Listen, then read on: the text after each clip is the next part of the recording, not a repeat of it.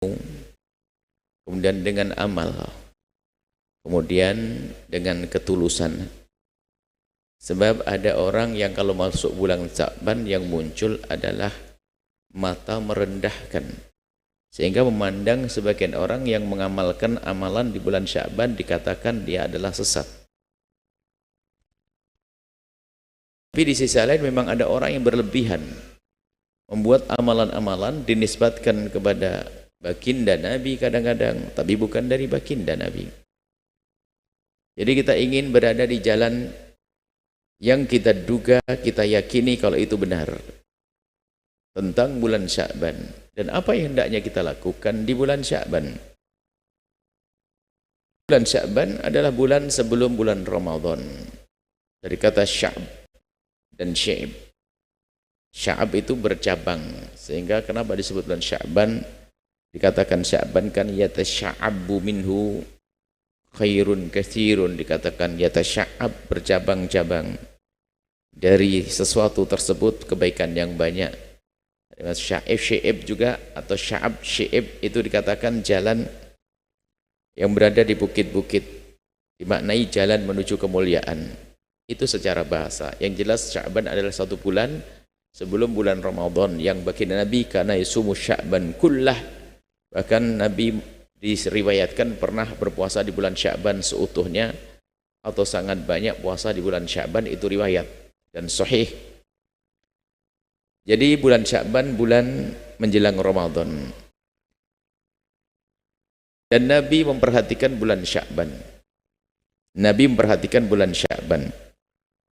Sehingga sampai Nabi berpuasa di bulan Sya'ban, dikatakan riwayat Siti Aisyah, yasumu, Nabi itu berpuasa di bulan Sya'ban hatta naqula la yuftir. Saking banyaknya Nabi puasa di bulan Sya'ban sehingga sampai enggak pernah puas, seolah-olah enggak pernah bolong. Begitu banyaknya. Tapi Nabi juga pernah yuftir, pernah di bulan Sya'ban di tahun yang berbeda. Karena satu hal tentunya, Nabi enggak puasa di bulan Sya'ban, hampir tidak puasa semuanya. Jadi ada Nabi puasa hampir semuanya, di tahun yang berbeda Nabi hampir tidak puasa di bulan Sya'ban. Ini menunjukkan bahwa puasa bulan Sya'ban bukan sebuah kewajiban, dan Nabi pernah berpuasa, dan itulah yang namanya anjuran. Namanya anjuran sunnah, bukan wajib. Jadi kalau ada satu amalan pernah dilakukan Nabi kemudian Nabi meninggalkannya, itu menunjukkan kalau itu bukan sebuah kewajiban, tapi sesuatu kemuliaan karena Nabi pernah melakukannya. Kemudian riwayat tentang Sya'ban banyak sekali, tentang puasa. Tentang puasa di bulan Sya'ban banyak sekali. Ini kami hadirkan ini potongan atau nukilan dari buku. Jadi kami berharap yang dimiliki buku ini, segala permasalahan yang selama ini diperdebatkan kami hadirkan dalam buku ini, agar kita punya bekal, agar kita bisa mengerti menyikapi orang-orang yang berbeda-beda, yang kadang mudah membid'ahkan, menyesatkan. Apakah betul omongan itu? Sisi lain kita juga tidak masuk dalam wilayah berlebihan juga, punya amalan-amalan nggak jelas, itu juga tidak dibenarkan. Baik, tentang Sya'ban ini banyak riwayat-riwayat hadis tentang puasa di bulan Sya'ban. Ini hadis berikutnya, ada Nabi pernah, Sayyidina Usamah bin Zaid itu qala, berkata, qultu, aku bertanya, Sayyidina Usamah. Sayyidina Usamah itu adalah orang yang sangat dicintai Nabi, Al-Hibbu ibn Al-Hibb, sampai katakan orang yang sangat dicintai Nabi, anaknya orang yang dicintai Nabi. Sayyidina Zaid bin Harithah adalah dulu anak angkatnya Nabi, yang kemudian anak angkat, pengangkatan anak dibatalkan, tidak ada adopsi, yang ada adalah merawat orang. Merubah nasab nggak boleh. Dulu namanya Zaid bin Muhammad, padahal namanya aslinya Zaid bin Harithah. Punya anak Sayyidina Usamah. Usamah itu anak hebat. Dia menjadi panglima perang umurnya 16-17, masih muda sekali. Usamah. Qultu, aku bertanya, ya Rasulullah, ya Rasulullah, lam araka tasumu syahran minas syuhuri ma tasumu min Sya'ban. Aku tidak pernah melihat engkau berpuasa di bulan-bulan yang ada selain Ramadan tentunya, lebih banyak dari bulan Sya'ban. Maksudnya gini, kenapa ya Rasulullah, aku kok menemukan engkau puasa di bulan Sya'ban kok banyak sekali? Nabi nyabat, dzalika syahrun, itu bulan Sya'ban adalah bulan yahfulun nasu, orang-orang pada melupakannya, baina Rajabin wa Ramadhana, karena berada di antara Rajab dan Ramadan. Para ulama menjelaskan, Nabi berpuasa di bulan Sya'ban itu karena Nabi melihat bulan Sya'ban ini kok bulan yang dilupakan. Karena jatuh antara Rajab dan Ramadan. Rajab orang sibuk beribadah, sibuk melakukan kebaikan. Ramadan luar biasa, tapi Sya'ban enggak. Maka Nabi ingin menyempurnakan agar hidupnya penuh dengan kebaikan, termasuk di bulan Sya'ban. Kemudian riwayat lain lagi, hadis sahih riwayat Imam Bukhari dan Muslim, yasumu syahran, ya ini Nabi Muhammad, lam yakun Nabi SAW yasumu syahran, kata Siti Aisyah, Nabi tidak berpuasa di satu bulan akthar min Sya'bana, lebih banyak daripada bulan Sya'ban. Jadi kalau ditanya misalnya begini, wahai Aisyah, wahai Siti Aisyah, selain bulan Ramadan, bulan apa yang paling banyak dipuasai oleh Nabi? Jawabnya adalah bulan Sya'ban. Fa inna kana yasumu Sya'ban kullah. Bahkan Siti Aisyah menambahkan, bahkan yang aku perhatikan, Nabi kalau bulan Sya'ban hampir puasa semuanya. Ini ada sifat Bukhari Muslim. Nah, artinya puasa di bulan Sya'ban adalah bukan sesuatu yang terlarang. Hanya nanti yang nggak boleh lagi itu adalah membawa riwayat tentang keutamaan-keutamaan yang tidak pernah ada dari Nabi, maka kita tidak hadirkan. Yang jelas kalau Anda ingin puasa bulan Sya'ban, puasalah Anda. Khususnya itu yang di bagian sini nih, yang punya utang Rom. Sebelum masuk Ramadan, Anda sambil bayar utang lah di bulan Sya'ban, masih ada waktu. Ya. Kan banyak ibu-ibu punya utang, adik-adik punya utang. Kesempatan Ramadan, apa Sya'ban. Kalau sudah masuk Ramadan lagi, Anda belum bayar utang, sementara Anda tidak punya uzur, Anda dosa.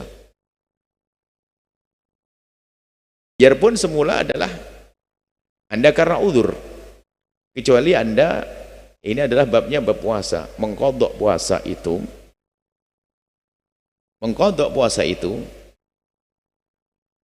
bagi seorang wanita yang punya uzur dulu haid kan tidak puasa, tapi diqadha dong nanti. Nifas karena menyusui.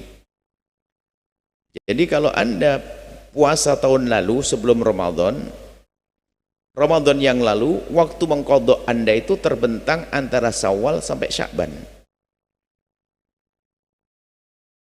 Jika Anda tidak membayarnya kok masuk Ramadan baru lagi, Anda dosa, kecuali Anda punya uzur. Uzur itu kan, ini bab fikih puasa, insya Allah kami hadirkan di pekan depan tentang fikih puasa. Perempuan yang nggak wajib puasa, hamil, menyusui, dan seterusnya. Ada 9 orang yang tidak wajib puasa nanti. Cuman gambarannya ini, ada seorang ibu-ibu katanya, wanita solehah katanya. Wanita solehah, tapi nggak pernah puasa Ramadan dia.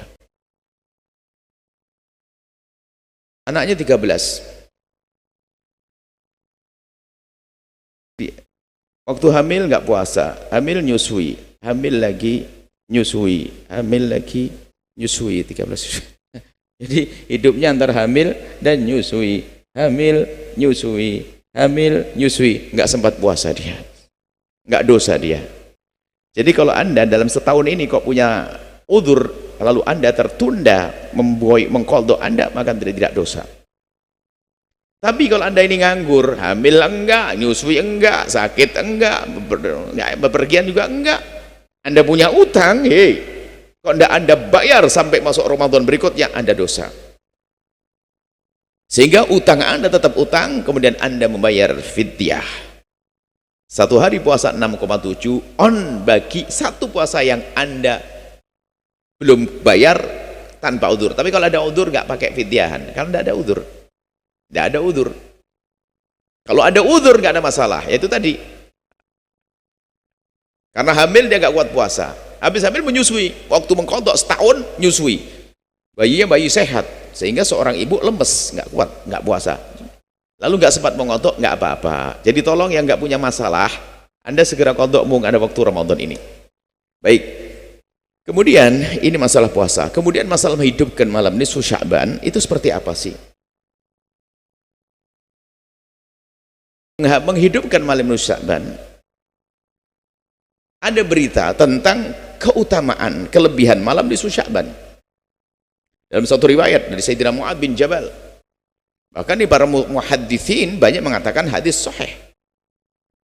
Ani Nabi, dari baginda Nabi sallallahu alaihi wasallam, qala yattali'ullahu tabaraka wa ta'ala, Allah yang maha suci, maha luhur, maha mulia melihat ila khalqihi, kepada hambanya. Alani, setiap saat kan Allah melihat, tapi kalau sudah disebutkan Anda sudah melihat saya, kemudian saya katakan lihat, berarti ada sesuatu yang penting. Waktu Allah menyebutkan, Nabi Muhammad menyebutkan Allah melihat, berarti pandangan yang khusus. Lah pandangan khusus apa sih? Ilmu Allah atau apa? Apa pandangan khusus Allah kepada hambanya? Pandangan khusus Allah kepada hamba adalah curahan rahmat dan keberkahan dan pengampunan seperti yang disebutkan dalam hadis lain. Jadi yattali'ullahu tabaraka wa ta'ala, Allah melihat hambanya dengan pandangan yang khusus ila khalqihi lailatan nisfi min Sya'ban, setiap malam nisfu Sya'ban. Setiap malam nisfu Sya'ban Allah melihat kepada hambanya dengan pandangan khusus. Fa yaghfiru, lah ini buahnya, li jami'i khalqihi, kemudian Allah akan mengampuni semua makhluknya, illa li musyrikin, kecuali orang yang menyekutukan Allah. Orang yang menyekutukan Allah nggak dapat tentunya dia. Au musyahin, atau orang beriman tapi dia punya masalah dengan saudaranya, rebutan waris belum beres dan sebagainya, punya dendam dengan saudaranya, musyahanah, kebencian, kedengkian, permusuhan, maka malam nisfu Sya'ban berlalu, dia tidak diampuni oleh Allah. Orang harus paham bahwasanya jika satu malam disebut sebagai malam istimewa, istimewanya bukan istimewanya malam itu, akan tapi apa yang kita lakukan di malam itu, kan begitu. Biarpun malam istimewa, kalau malam itu bermaksiat, apakah jadi istimewa orang tersebut? Tentu tidak. Ya, jangan salah, ada sebagian mengatakan ini yang mengingkari menghidupkan malam nisfu Sya'ban dengan kebaikan, mengatakan memang malam nisfu Sya'ban adalah malam istimewa, tapi bukan berarti kita harus punya amalan khusus di malam itu. Lah ini kan aneh jadinya. Adanya malam istiwa itu agar kita faham, untuk kita istimewakan. Bagaimana mengistimewakan malam itu? Ya kita mendekatkan diri kepada Allah dong. Lakukan satu kebaikan, maka tingkatkan kualitas ibadahmu di malam nisfu Sya'ban. Khususnya istighfarmu diperbanyak, karena termasuk jaminannya jaminan pengampunan. Lah kalau malam itu bermaksiat, ya nggak dapat bagian dong. Berarti yang mendapatkan pengampunan yang memohon, yang minta kepada Allah akan diampuni, beri oleh Allah. Kecuali orang yang minta ampun kepada Allah di malam itu, tapi dia masih punya kebencian, permusuhan dengan saudaranya. Jadi malam itu hendaknya kita gunakan untuk mengadu, memohon kepada Allah, bukan dilarang.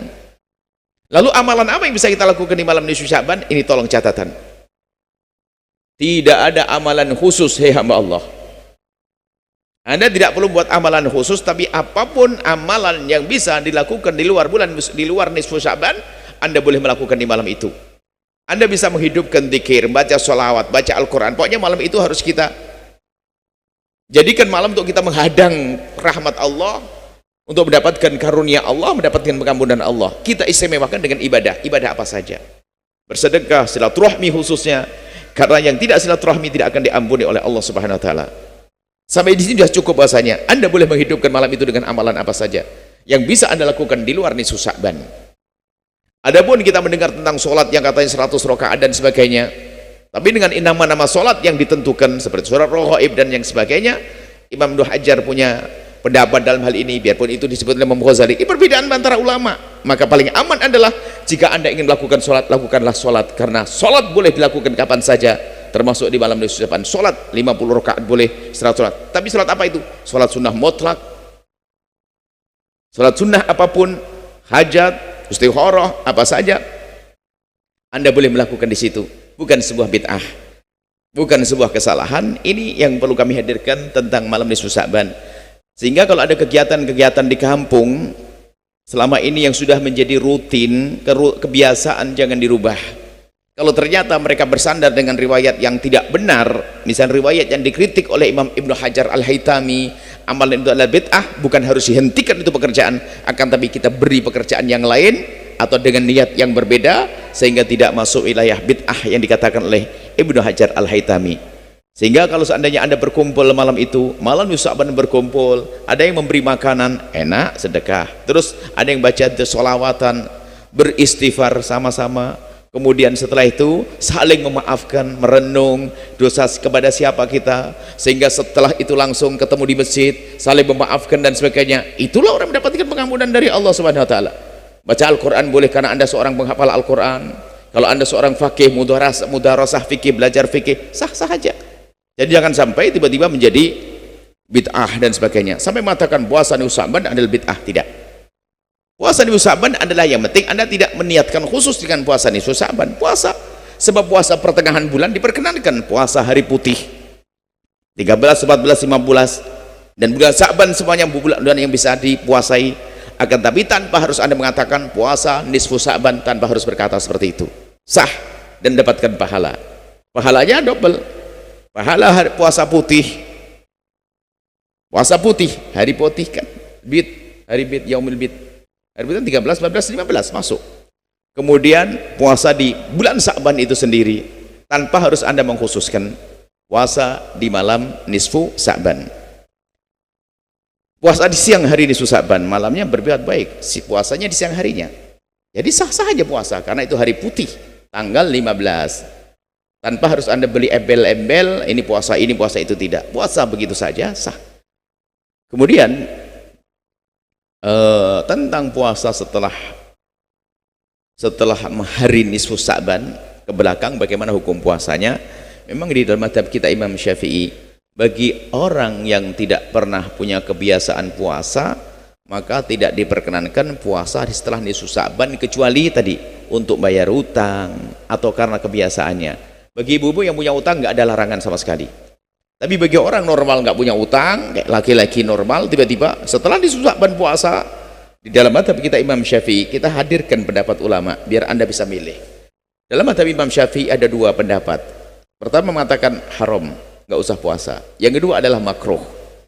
Ternyata jumhur ulama mengatakan tetap sunnah. Jadi Anda tidak usah bingung dalam hal ini. Sudah kalau ingin puasa, puasalah, ya. Ingin puasa saja, dan caranya yang paling tepat adalah, ya, Nabi pernah menyebutkan la taqaddamu, jangan kau mendahului Ramadhana biyaumin aw wala biyaumaini. Kamu jangan mendahului Ramadan dengan puasa sehari atau 2 hari. Maksudnya di setelah nisfu Sya'ban jangan puasa sehari atau 2 hari. Illa rajulun, kecuali seorang laki-laki kana yasumu sauman, kecuali satu orang berpuasa di sebelum nisfu Sya'ban. Jadi gini, kalau Anda pengen aman, biarpun menurut madhab Imam Syafi'i tetap saja diperkenankan Anda puasa, caranya Anda ambil sehari sebelum nisfu Sya'ban biar nyambung seperti itu. Kalau puasa Senin Kamis tetap nggak ada halangan. Jadi yang nggak boleh adalah, bagi yang mengatakan tidak boleh adalah Anda nggak pernah puasa, tiba-tiba setelah nisfu Sya'ban puasa, bukan bayar utang, bukan puasa Senin Kamis, puasa nggak boleh. Tapi yang mengatakan nggak boleh pun dalam mazhab Imam Syafi'i berbeda-beda. Imam Royani mengatakan adalah makruh. Bahkan sebagian dari ada umat mazhab Syafi'i mengatakan tetap sunnah seperti mazhab yang lain. Jadi nggak usah ribut. Sudah puasa juga enggak ribut, nggak dimasalah ini. Ya. Kalau puasa ada pendapat, silahkan bayar utang dan seterusnya. Baik, ini saja maksud kami apa? Anda jangan gampang terpengaruh dengan sebagian orang yang punya heboh bulanan. Heboh bulanan ada, bulan Maulid heboh, bulan Rajab heboh, bulan Syawal nanti ada heboh lagi, Ramadan heboh, kemudian Sya'ban heboh. Anda tidak boleh ikut-ikutan itu. Bulan kita adalah bulan ilmu, dan sudah Anda terima ilmu insyaallah, sehingga yang mau puasa silahkan puasa, yang ingin punya amalan di malam nisfu Sya'ban, amalan apa saja boleh dilakukan di malam nisfu. Setelah Anda menyaksikan video ini, jangan lupa berselawat kepada baginda Nabi Muhammad sallallahu alaihi wa alihi wa sahbihi wasallam.